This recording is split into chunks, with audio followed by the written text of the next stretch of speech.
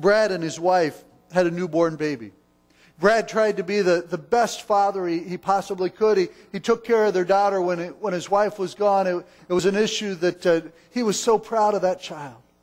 But Brad also had all these aspirations, all these goals in life. He wanted to be a good father. He wanted to be a good husband. He wanted to advance in his business. He wanted to make a big salary. He wanted to have a new house. He wanted to get a college education.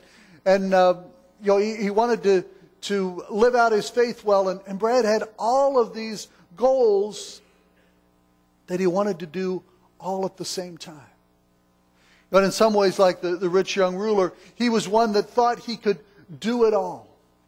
But he had embraced a lie that our culture gives to us, a lie that tells us we can do everything and it's dependent upon you. Just perform well enough.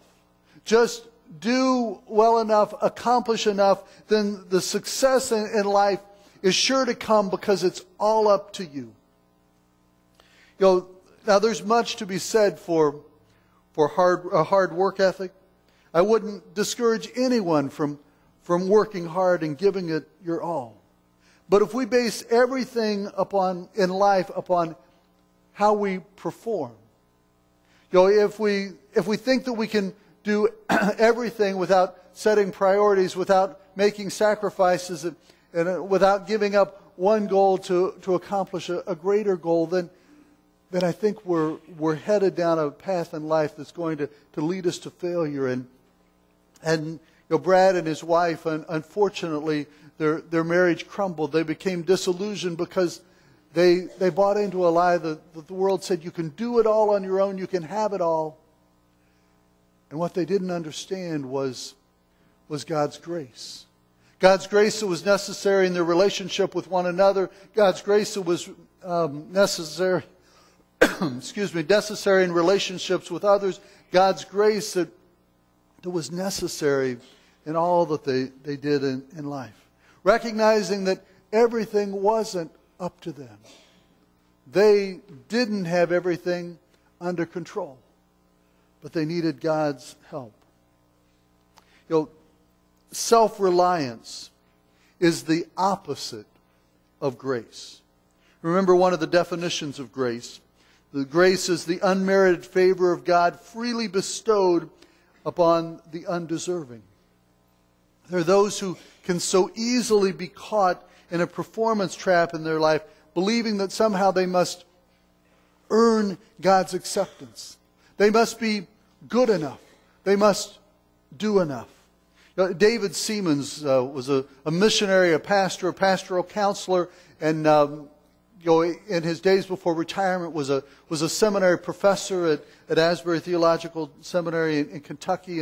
And Dr. Seamands identifies 3 values that are deeply ingrained into our culture, our way of living and thinking, that distort the biblical concept of grace. And I want to share with you those 3 barriers to grace that Dr. Seamands identifies.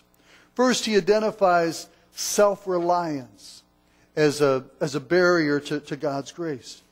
Let's compare an elderly American man with an elderly Chinese man, who are both in need of their children helping them out in retirement and in their aging years.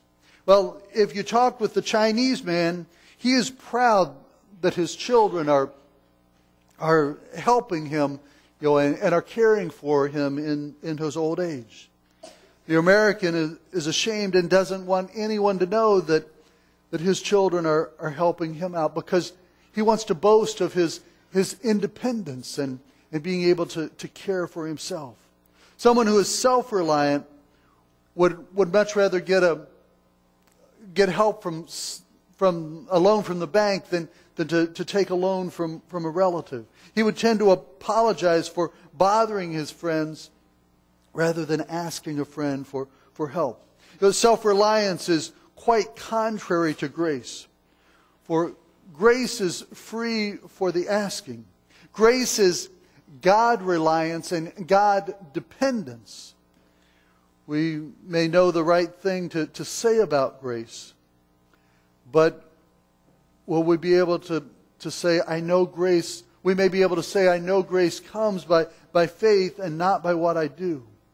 But then we beat ourselves up because we're not doing enough for God. I know I've shared this story with you before, but I think it fits as we're talking about grace and self-reliance and trying to do things for God. When I was in my first year of seminary, it was the spring semester, and I was faced with two opportunities. One was I could be a student pastor serving a church, earning some money, helping to pay for seminary bills, and getting some experience at that point. Or I had an opportunity to volunteer with an organization that ran the music festival called Ichthus, that happened in Wilmore, Kentucky every spring toward the end of April. And I was struggling with what should I do? Should I be a student pastor? Should I take this volunteer position with Ichthus? And I prayed for what seemed like weeks. It may have only been days, but praying, God, show me. What do you want me to do? What do you want me to do? I just wanted to do something for God. I wanted to make a difference. I wanted to do something that really made a difference for His kingdom. And God answered my prayer, not by telling me, I want you to do this or I want you to do that, but His answer was one of grace. That He said, Brian, I want you.